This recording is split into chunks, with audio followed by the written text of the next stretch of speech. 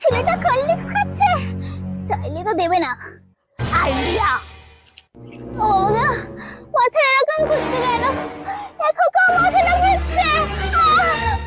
আরে আরে আরে, কি হলো কি হলো? ও মালতী কাকিমা, আরে কি হলো? আমার গা মাথা ঘুরছে, আমার জল খাবো আমি।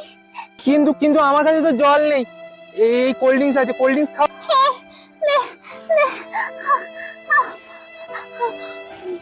মালতী কাকিমা, তোমার ওটা খেয়ে এখন ঠিক লাগছে তো?